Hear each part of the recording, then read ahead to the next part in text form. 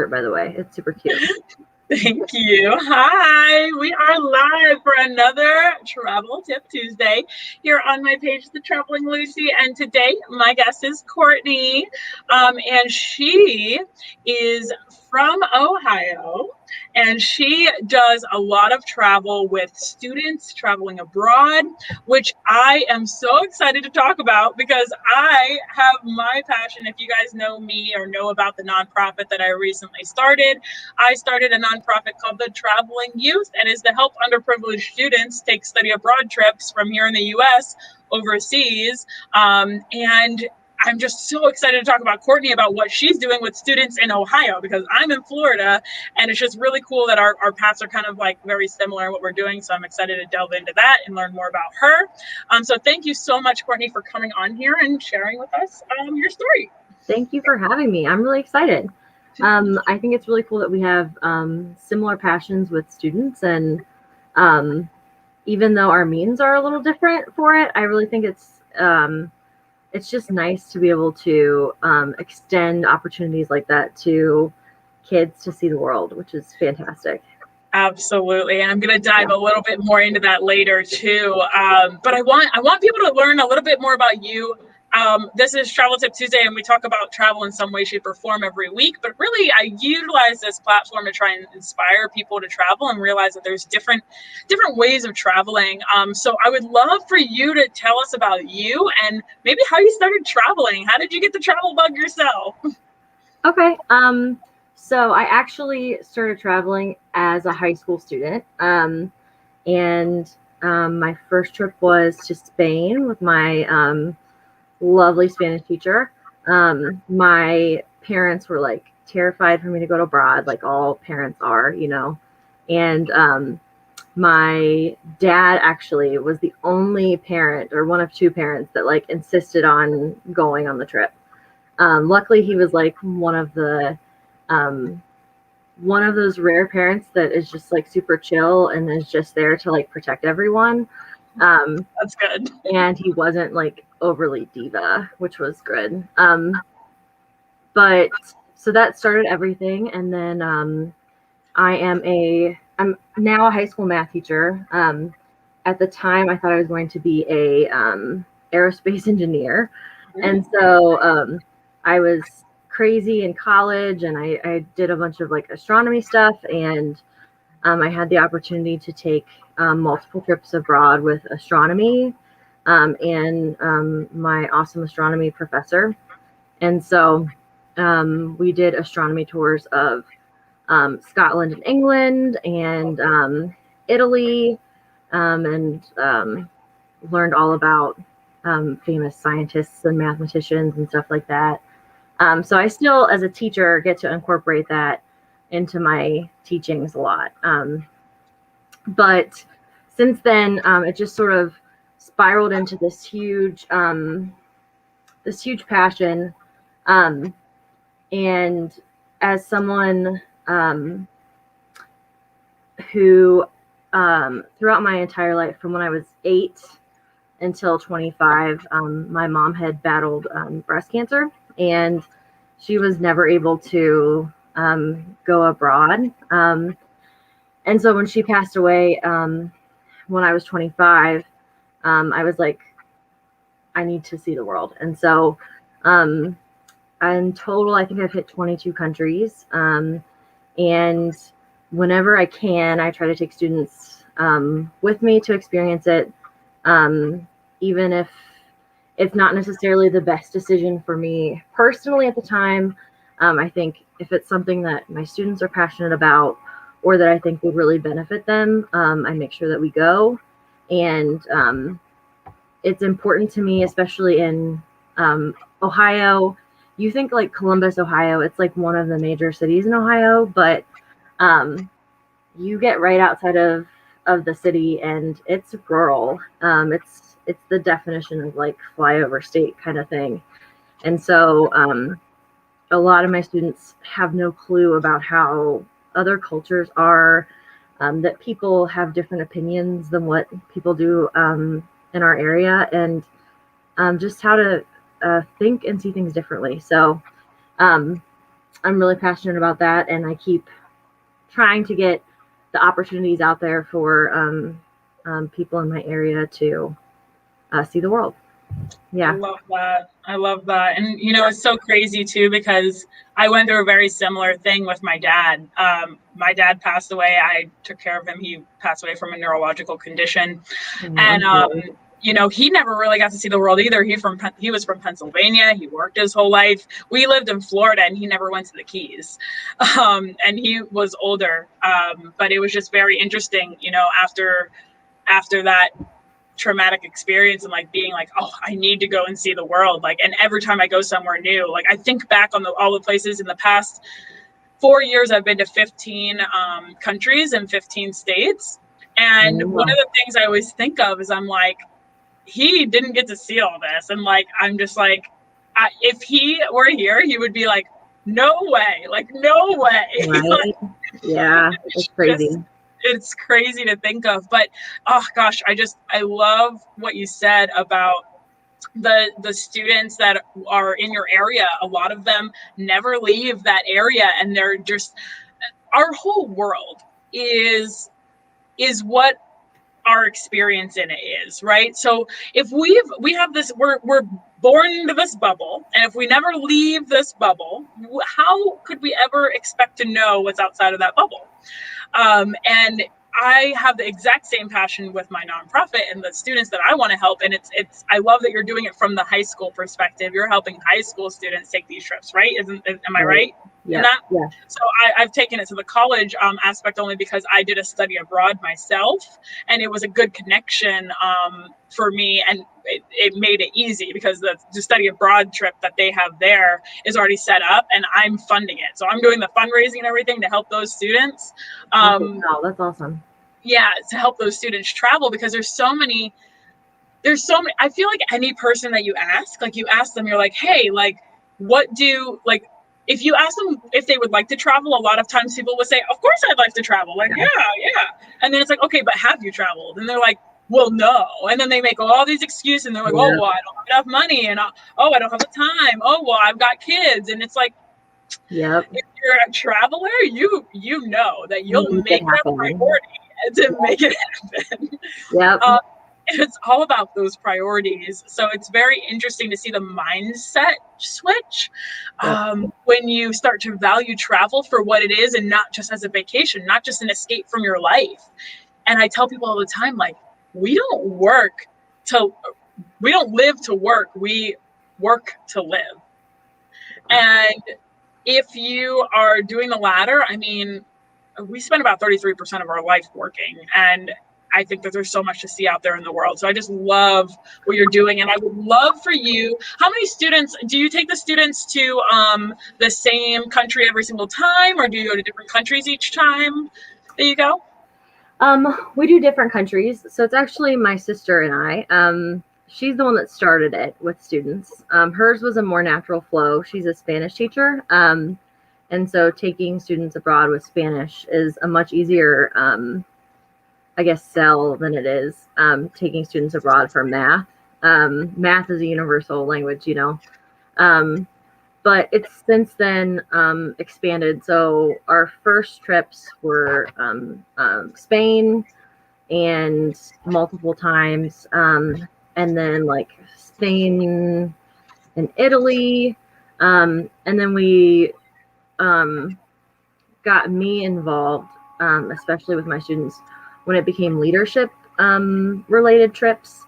And the company that I travel through does like leadership summits, and those have been incredible for the students and for myself. And just like watching the students' mindset progress and them grow as they progress through the trip. One leadership summit we took was regarding the future of food, and it was in Germany and Italy. And they were able to take a cooking class in Germany and see like markets in Italy. And you've been abroad, so you understand markets are not like the grocery store here. It's like lamb's heads in a case, and all this fresh food. Like, yeah, it's way more fresh. Like, it's so crazy when you go abroad and you're like, wow, you guys actually have real food? right. Like And they their like make it McDonald's right is like, there. It's so fantastic. And weird juices, and especially with students, I'm sure you've seen this.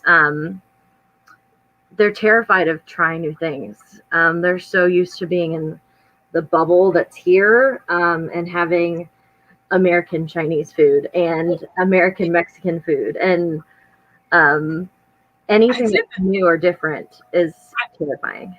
Absolutely. And I say that a lot of people, I think that that's not just in students. I think that that's in general for people, especially here in the US, or just, I think in the world, we have a lot of it's fear based. So a lot of people we're in this fear mentality of just never wanting change, which I'm sorry to tell you, but anytime you grow as a person, like, it's via change. Like, you cannot grow without changing.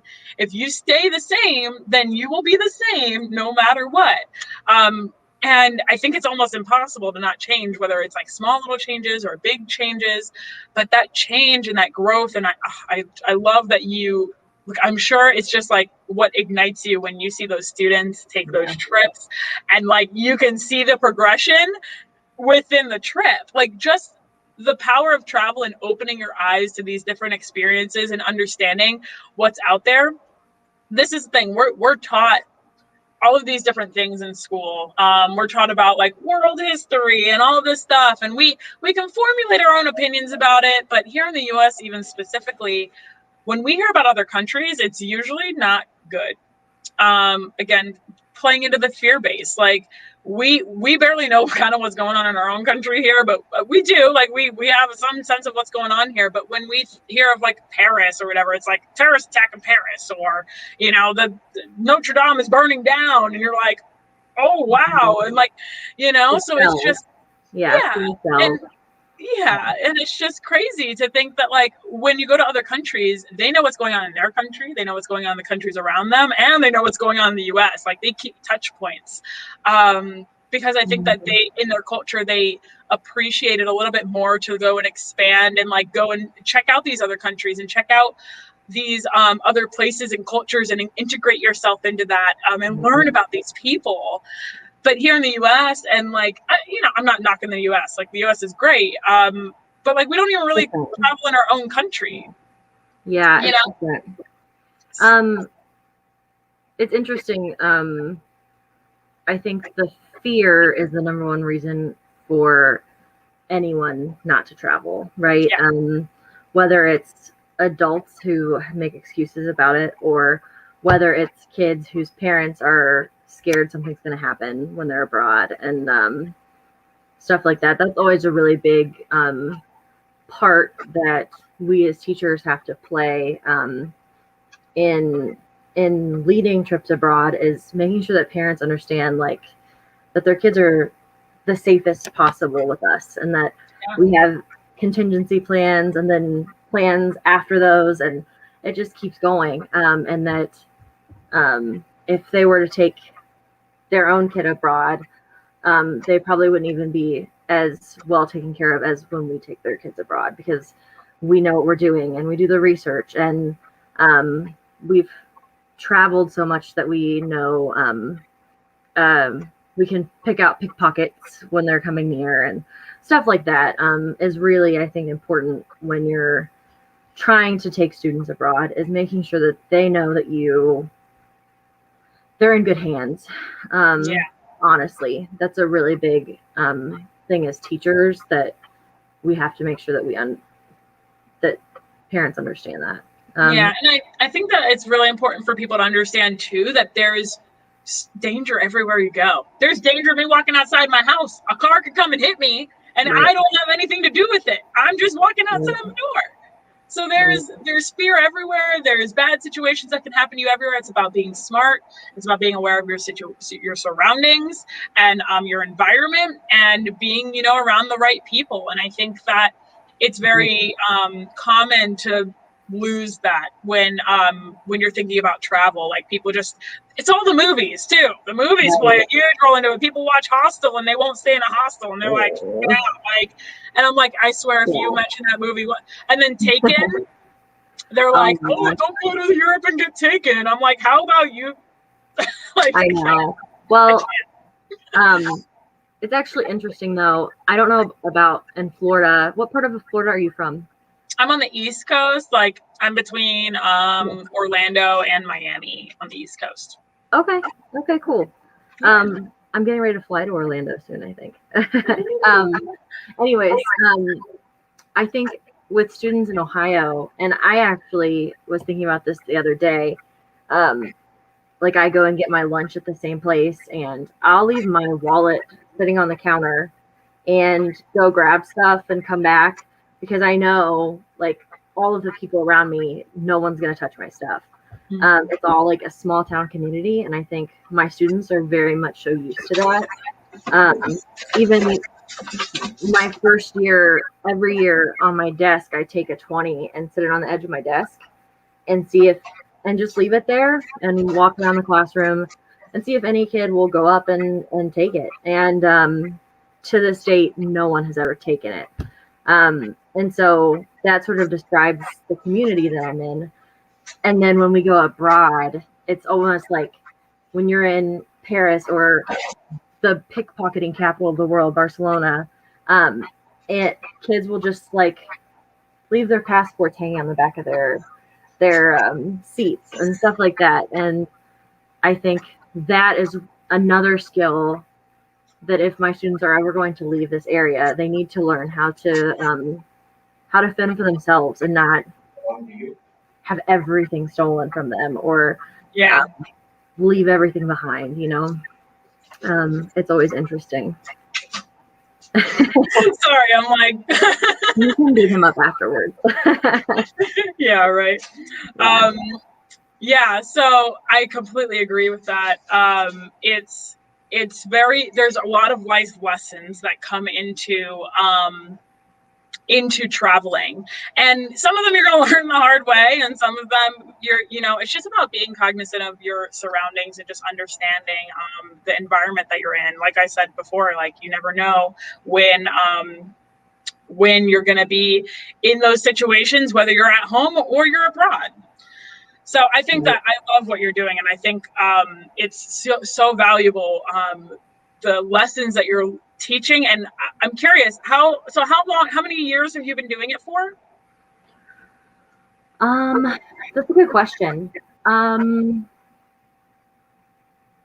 Like I said, my sister's the one that started off, and I was just the chaperone. That we work so good as a team, but we've probably been doing it for like 7 or 8 years now. Me personally, with my school, it's probably been like 4. So I joined in late with my own personal students, but yeah, it's been a long time. We've had a lot of kids go abroad with us, and they still talk about their experiences, and I'll still even see students out and about that were like my sister's students that weren't even my students, and they'll come and say hi to me, and they'll be like, just start talking to me about it. And we literally spent 11 days together. And I don't know, it's a good experience. I think the only thing, sorry.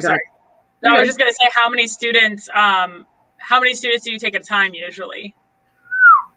Depends on the type of trip. So since my hermana teaches Spanish, the Spain trips are normally pretty big for her, in the 20s, for that, which is people that say that they take like a bus or two full of kids, abroad. I'm like mind blown. That's a lot of work. It's a lot of work, and I think for us, the two of us work so well together. If you add in a lot of other adults, because you would have to at that point to help monitor the situation and make sure that everyone's safe. They're not as well traveled and they don't flow as well. And so you're not only taking care of students, but you're also helping adults most of the time through their first time abroad. And so I think especially this is why it's so important at that high school age is they're so malleable and they're just adaptable to everything. But for adults, it's culture shock often, and it's language barriers and currency, and like they're all worried about so many things. It's so stressful for them versus kids, especially they're just living in the moment. Yeah, they're really enjoying it and picking up on the culture and discussing things. We did a propaganda tour through Germany, and it was regarding Holocaust propaganda. And so we visited major sites, and after some of the sites, there were certain quotes and stuff that the kids were discussing, and they were like, oh my gosh, it started to make sense to them how from our history book perspectives, we look at things and we're like, how could that ever possibly happen? And then you look at the propaganda and the hatred that built up over time, and I think they start to understand, hopefully, why any form of hatred and discrimination is not acceptable, and how even the small things, actually, they heard someone else from a different group say a comment about gypsies, and they were like so offended because they had just gone through all of this propaganda and about how saying negative things about other people can build up over time, and it led into this huge discussion about our, like, at the time, current social climate. And so it's stuff like that, by seeing other people and how they do things and seeing history, where history occurred, they can apply things to themselves that is often difficult for them to see on their own. You know what I mean? Absolutely. No, I completely get what you mean. And I think that there's a difference from reading something in a book to reading, like, to being immersed in it, in the culture. I remember when I went to Berlin in Germany, and that was probably the most sombering place that I went to. Like, I went there and I took the free walking tour, and I remember walking and him talking about Hitler going to like this where he would stand and speak to the people, and I'm like, oh my gosh, I'm standing where Hitler stood at one point. Like, ooh, like I got like the heebie-jeebies. I was like, this is crazy. And then walking through like the memorial of the Jews, and just it was just like this pressure that I felt. Like, I was just like, wow, like I can't even describe the feelings, but I was never, ever going to get that from a book. I've read about it how many times, I've heard about it how many times, and I never truly understood or could feel it until I was there, and like it was real for me. Same thing with Greece. When I was in Greece, I was like, oh my God, literally everything is older than dirt. Like it's just crazy. Like, you hear about this history. I was never into history before. It was like my least favorite subject. And then when I went and traveled, I got so into history because I'm learning about this architecture. I'm learning about the story behind it. It was just like intriguing, but like that would have never been piqued if I hadn't traveled abroad and seen that and had that opportunity. Right. And I think it brings a lot of people to understanding that we're not as different as it seems. I think Europe's a great place to bring young students and high school students, college students, and any person, really, because, and not to discredit like the third world countries or anything like that. Going to the third world countries is great. My mom is from Dominican Republic. I grew up and I went to Dominican Republic all the time, as in the summers, and it was great to understand like that there are places living worse than you. It gives you that perspective, but a lot of times people come back and they literally live their lives the exact same way they always have, and they don't really take anything from it. Like they might, like, for a week or so or whatever, change little aspects, but nothing really sticks. I think what's really valuable about going to like other first world countries, especially in Europe, is that it's very relatable for people. They can go to a country and they're like, this country isn't in shambles like maybe people make it sound like it is. It's not in shambles. The people are happy. The people are eating. Like, there's no homeless people on the street. Like, and you get a different perspective, and people can relate to that because it reminds them of the world that they live in, but it's different. It's completely different. So it's easier for them to open up their minds to it because they can compare it to something rather than going to a third world country and being like, this is nothing like where I live. So I think starter countries. It's a good starter country for people to become world travelers. Yeah, absolutely. Yeah. And people ask me all the time, well, why are you just focusing on Europe? Or, what is that? And I'm like, I'm not just focusing on Europe. I'm not just going to just go to Europe. I personally have been to 14 European countries.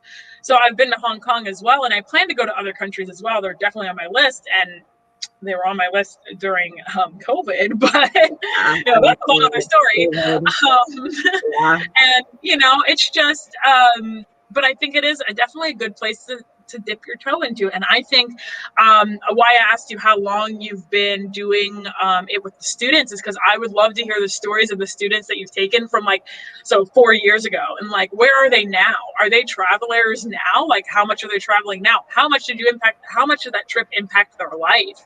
What was the impact value for them there? And that's kind of why I was asking you that question. Have you seen that? Have you gotten feedback from that? The students that were my personal students have contacted me probably almost yearly, just to give me updates on how they're doing in school and stuff like that. A lot of them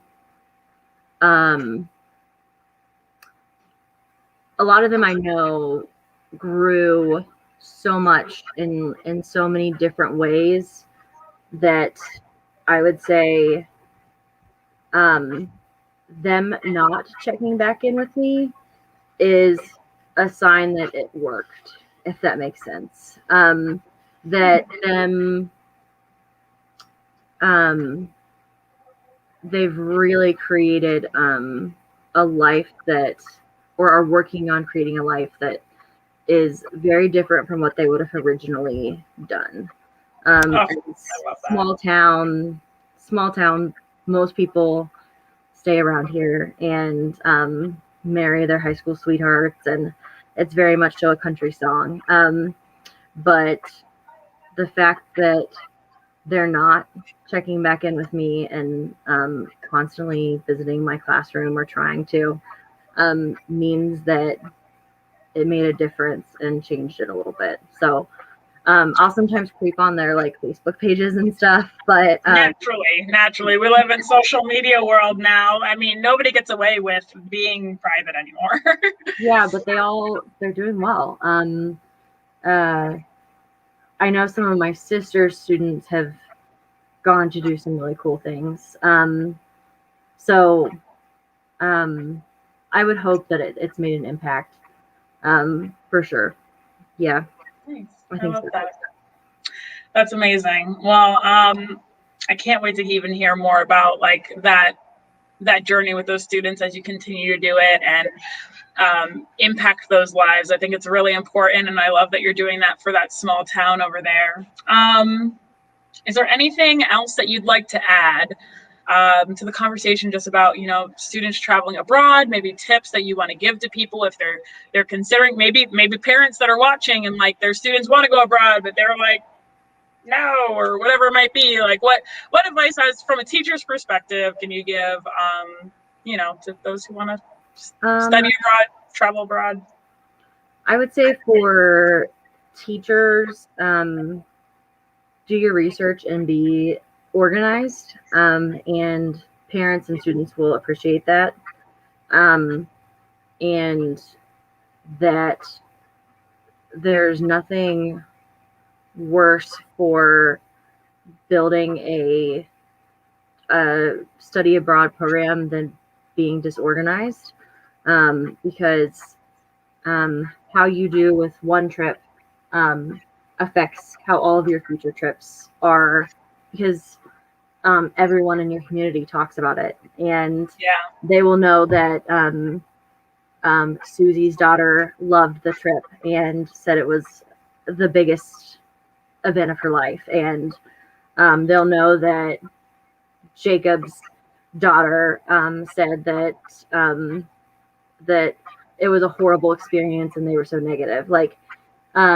So having things planned, I would say don't expect everyone else to know everything.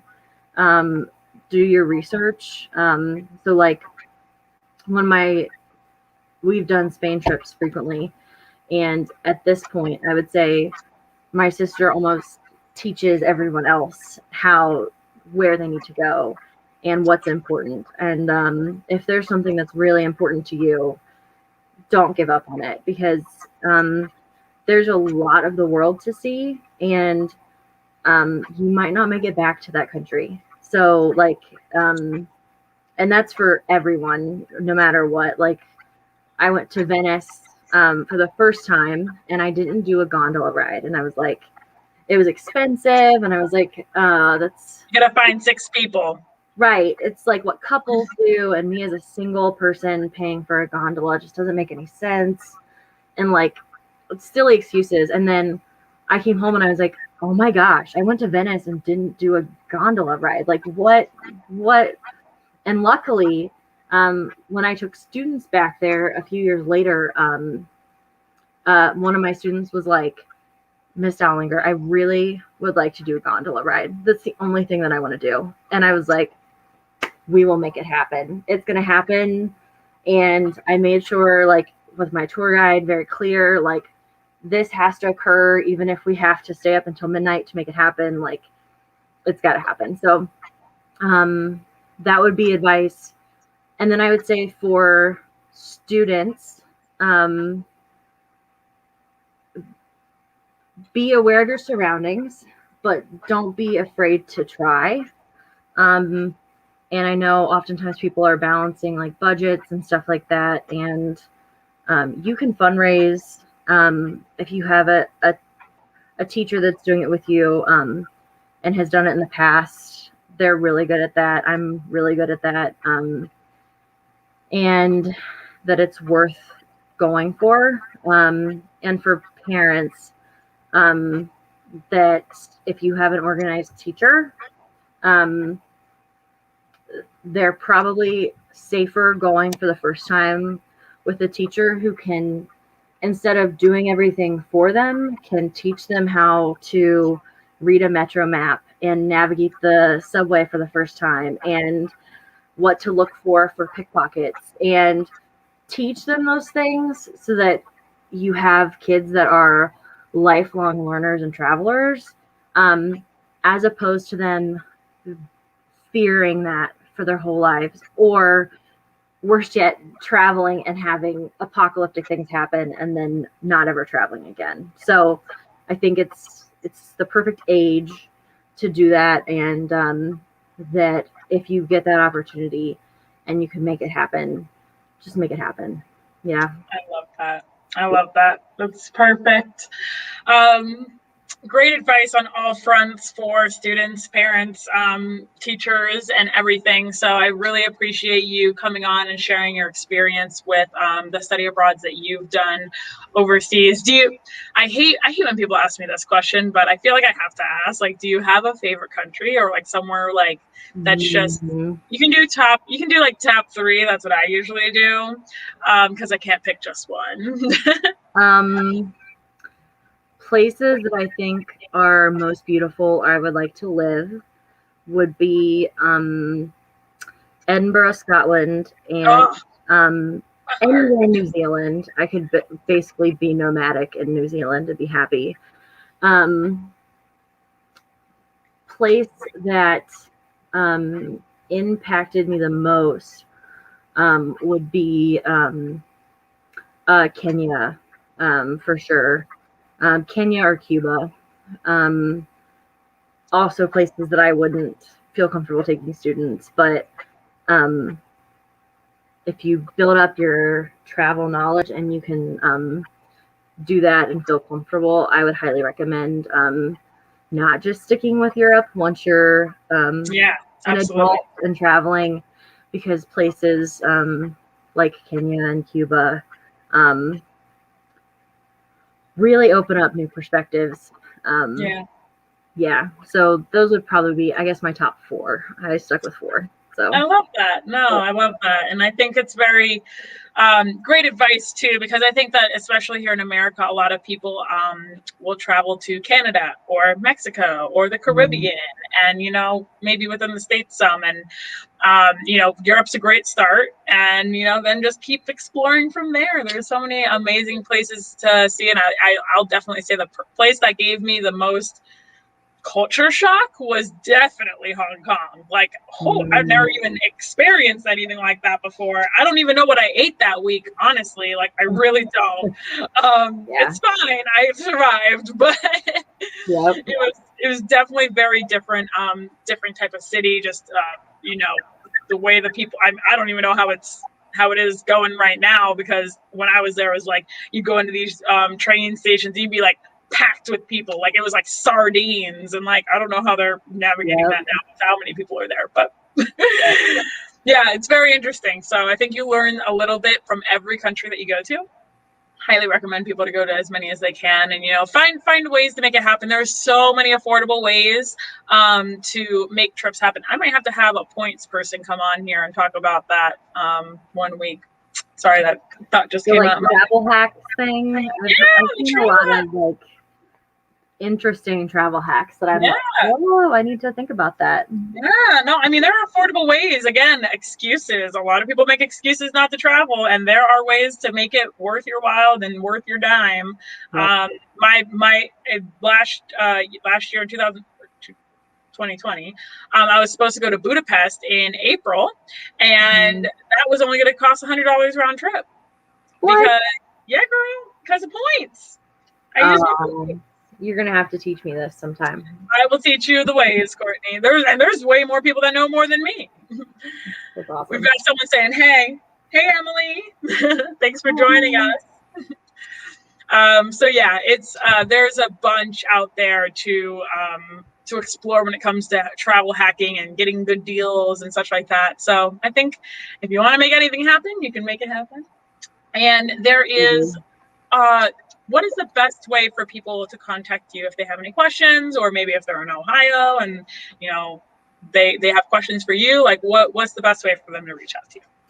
So you can reach me on Instagram at Explore with Court, and then my Facebook is just my first and last name, Courtnay Dollinger with an A. My parents had to be weird and spell it Courtney like that.